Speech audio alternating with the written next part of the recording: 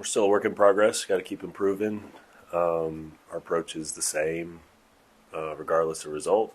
We want to focus on the things that we did well that we can build on, and the things that we need to improve, and try to correct them and fix them so we continue to get better. I hear a little bit of a cold. Yeah, maybe a little. Okay. I guess I gotta get a little more sleep.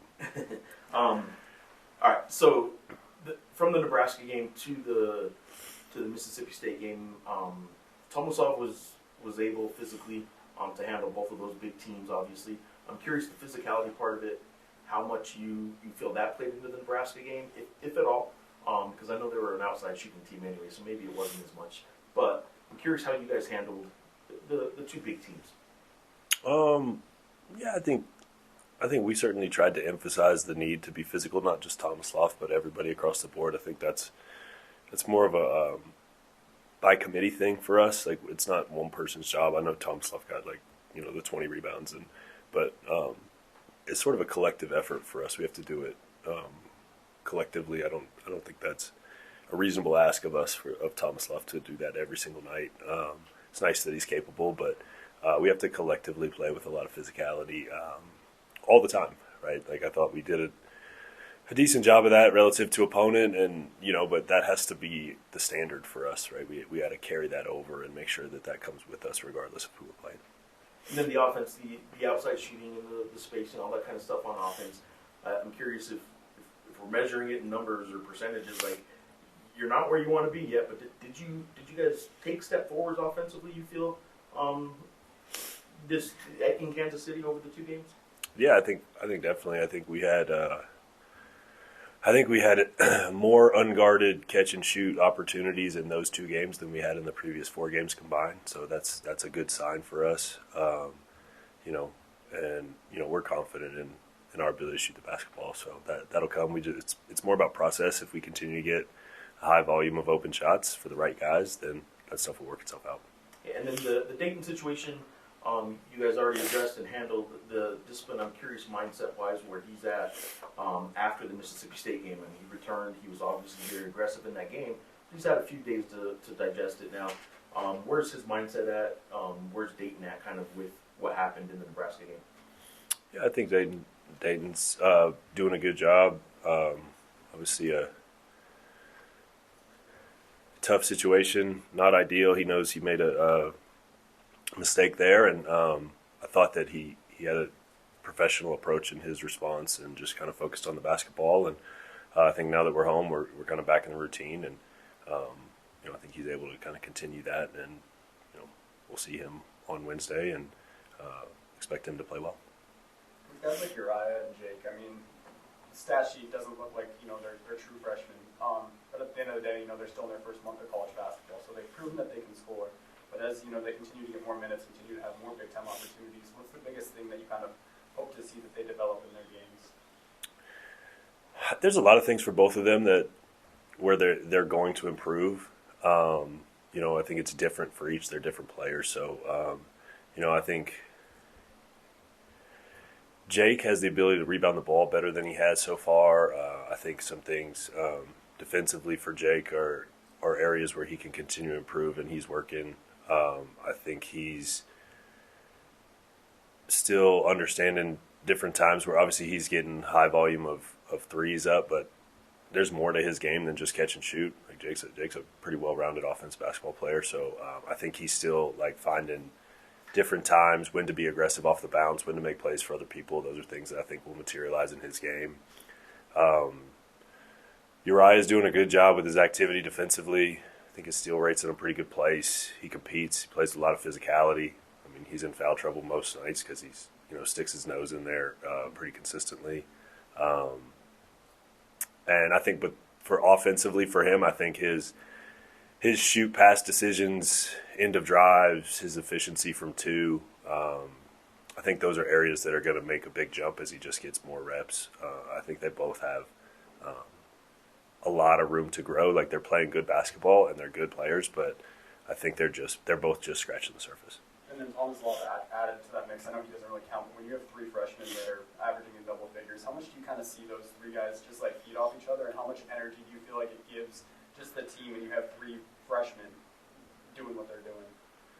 Yeah, and we talk a lot about them being freshmen, but all these guys are kind of new for us, and so honestly, it doesn't even we don't really think about that. I don't think about them like, oh, they're freshmen. They're just part of our team, and they're important pieces. And I think our entire team, you know, feeds off the success of each other. I think we have a group that roots for each other.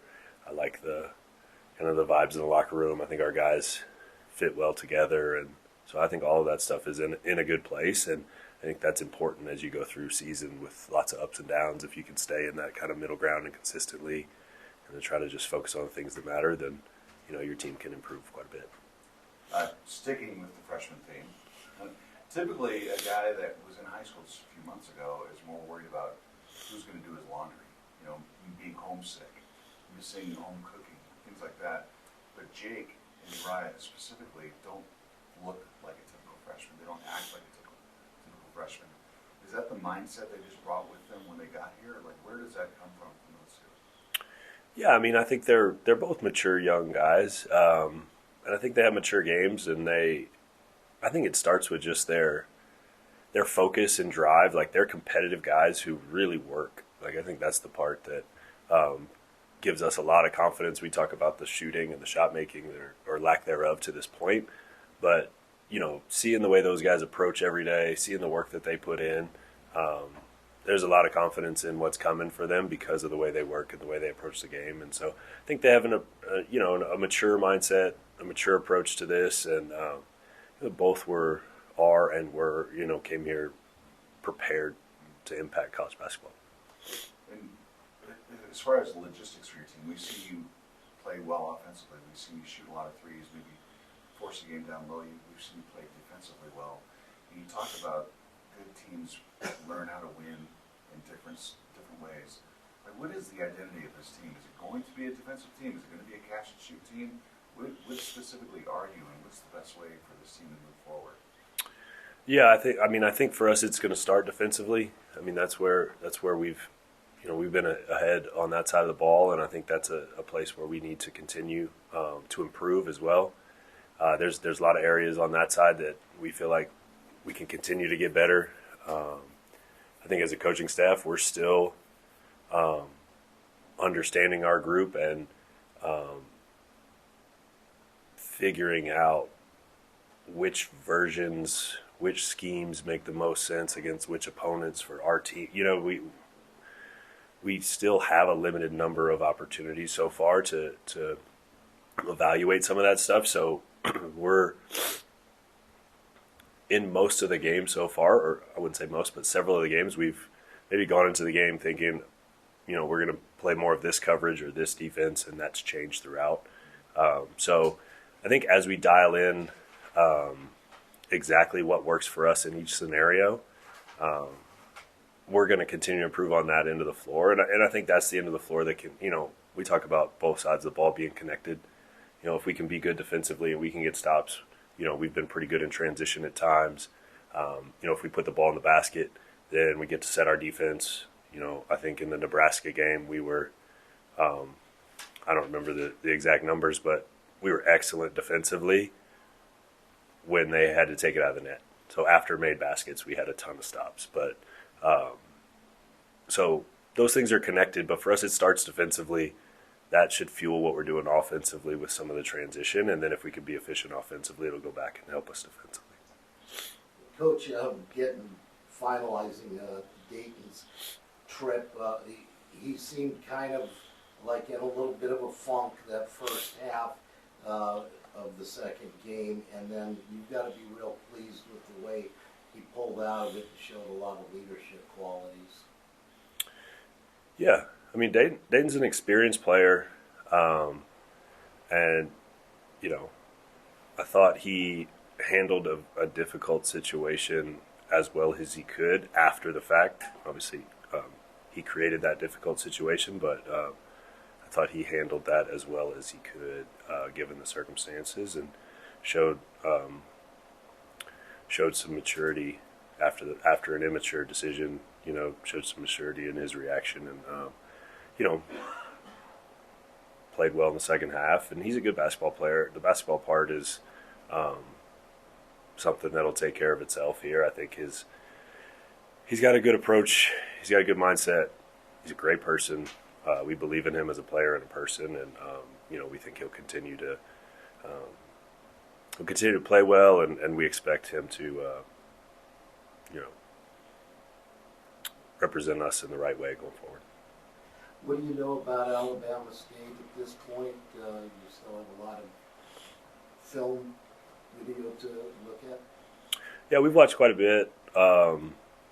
Athletic team, 2 really good guards that are really high usage in different ways.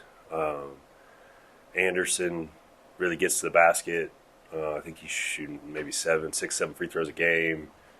Both those guys scoring 16, 17 points a game. Simpson's more from 3. He's not missing any kind of catch and shoot. Like if he has time and space, like those he's been making those at a really high rate early in the season. So we got to limit those opportunities. They got a really good win at UAB. They've had some good performances, and when those 2 guys get going, they're a dangerous basketball team. You can compare the guards a little to Mississippi State's guards. Mississippi State had, both those guys shot it off the dribble a little bit more than the 2 here from Alabama State. But in terms of the usage being kind of centralized in those 2 players, there's some similarities. And what's the plan for Thanksgiving? Do the guys get the day off, or come in and practice at night, or how do you run that? We'll have the day off. We have the team over to our house for Thanksgiving, so we're trying to get ready for that too. It's a lot of food. Yeah, It's a lot. it is a lot of food. Just one for me. So I mean, coming off 2 major conference teams, you're coming home day before Thanksgiving against team not quite to the caliber that you have been playing. So I'm just curious how you just make sure you guys don't take your foot off the gas. Yeah, I mean, that would be really disappointing if we had any kind of thoughts about that, because we're so far from a finished product. We have so much work to do that we should be embracing every opportunity to compete and improve. And so I think our guys are in a good place with that focus, and expect them to be ready to go on Wednesday.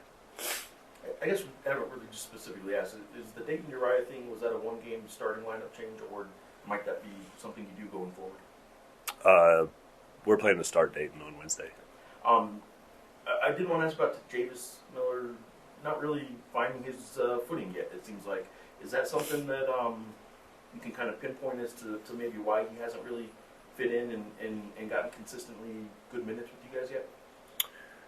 Well, I mean, I think he has shown at times, like he's had some games where he's played well, but I don't think it's specific to Javis. I think we're trying to help several guys find some consistency. I feel like JT Rock's making a little progress in that.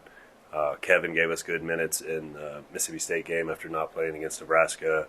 So we're still, kind of working out the back end of the rotation and trying to figure out exactly who fits best with which group and who can help us. And, sometimes that's different based on opponent. Sometimes that's more about us, so it's a little bit of a work in progress there for sure. All right, kind of touch on it, and of course I'm going to come back to it. But a lot of food. Like, what's on the menu? It's a long list on the menu.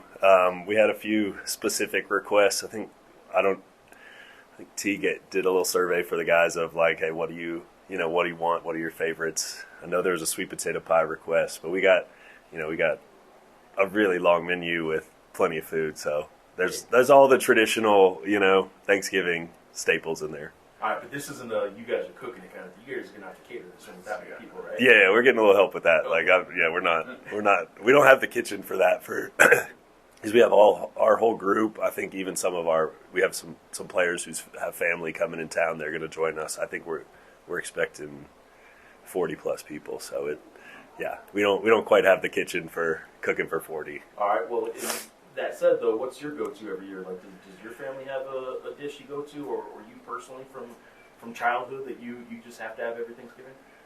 Just kind of the staples, you know what I mean? Like all all the traditional Thanksgiving staples, are turkeys, dressing, stuffing.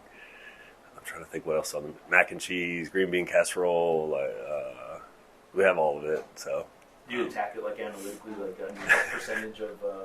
no, stuff I eat completely by feel. Okay. All right, that's what I feel. No numbers in the food. And where does the media sit? Yeah. Where's our seat? We'll bring some to go for the. Thought it was a fun experience. Being able to play against Big Ten school and SEC school was a good test for us. As a freshman, being able to play in those type of games, is awesome. Cool experience to have. Not everybody gets to do it as a freshman. And I just think the weekend overall was really good for us. You guys obviously two very different games. I'm curious if you feel like when you guys watched film, did you learn more from the Nebraska loss or more from the Mississippi State win? I think we took things to learn from both games during film. All right, you've been a guy that, as a freshman, I mean, your whole high school career, you've been, the alpha. You've been leading the team. So maybe it's not a huge surprise that you've had such a big role. But I'll ask anyway: Are you a little surprised that as a true freshman coming in, you've already played not just a pretty big role, like you've been in the key minutes, you've been in the game down the stretch. You're averaging double figures, as you just mentioned. Are you surprised that your role has been this big from the start? I'm really just out there just doing whatever the coach wants me to do. So if that means to play more minutes, play in those big situations, I'm going to go out there and do that the best I possibly can. I have been doing it my whole life, all through high school. So I think I'm ready for that moment. So. All right, and you guys obviously coming back home now, getting to play in front of the pit crowd again. I'm curious sort of what the reset button is now, sort of like moving forward. You got the big MTV out of the way, the Kansas City games out of the way. What's the mindset now moving forward? Like, you guys have to now really buckle down and work on what? We just got to go every game, just be 1-0. Next game's Alabama State. I think it's going to be another good test for us. We're ready to come back and play at home and try to get a win. Like Geoff was just asking you, I mean, you've been, the alpha pretty much, your whole life on the court, and, football, everything. And playing at this level now, like, there are other alphas that you have to, get accustomed to playing against. So I'm curious what the adjustment period's been like for you, where you don't necessarily have to, be the hero, the entire game. Yeah, just adjusting to, not always having the ball in my hands, but being able to learn to play without the ball, sometimes with the ball as well, at the end of the game or at the end of the half. Just different things that I'm learning, learning about the physicality, trying to get comfortable out there. I think that's the biggest things that I'm learning right now. And then tomorrow, obviously, it's the day before Thanksgiving. I'm just curious what you guys are kind of, how you're treating it, just like not overlooking tomorrow's game, like, oh, we got a break coming up. Like, how locked in are you guys for tomorrow? Oh, we're super locked in. Thanksgiving's after this game, so we're not worried about Thanksgiving right now. We're worried about Alabama State. You mentioned the physicality. You're playing against a team from the Big Ten, a team from the SEC. A couple months ago, you're in high school. Like, how big of a jump is it to go from playing high school ball, AAU ball, to playing against teams from power conferences? Yeah, you're playing against, as myself, I'm 19 years old, so, playing against people that are 23, 24 is a big adjustment for me. They're grown men, but, I've been playing, a little bit higher. I was a freshman on varsity my freshman year of high school, so, being able to play people older than me all my life kind of helped me adjust to this. So the idea of playing with older guys doesn't bother you at all? Then? No, no. Okay. So you and Jake, I think the role of a typical college freshman is to come in and kind of be passive, kind of learn your way through the system. But the two of you come out and you show no fear, you show no hesitation. Is that something that Coach wants you to do, or is that just the personality of the two of you bring to the table? I think it's a little bit of both.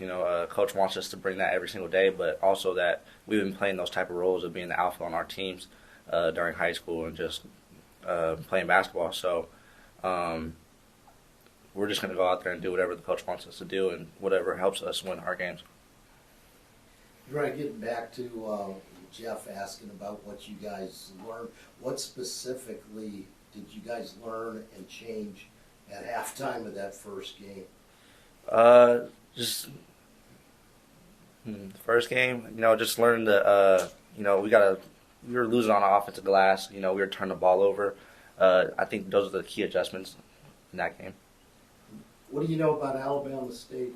You guys obviously looked at some film of them or game tape in there. I think they're going to be a pretty solid team. So that's what Is there anything in particular that you're going to have to, you yourself are going to have to change to stop? Are there guards extra special, or they got big men, or what? we got film today, so we're going to see what adjustments, what the game plan is today. So.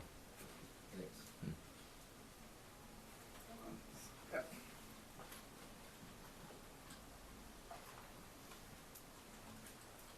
You don't need game plan for this or film for this. It is after the game, but Thanksgiving, what's the go-to, man? What's your? What's my go-to?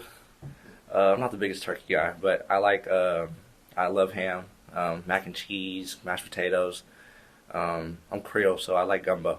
I love gumbo. So. Gumbo for Thanksgiving? Is that a Thanksgiving thing, or is it just an all-the-time thing? It depends. It's, you don't make it every single day, but usually it's for Thanksgiving. But I don't know if I'll be able to eat it this year. My family's not here, but I think they're gonna come up, but they're not gonna be able to make it. Who's the cook in the family? Who's the cook? My mom. Mom. Yeah. What's her best? She makes everything good. She's gonna watch this too, so. Yeah, she makes everything good. All right.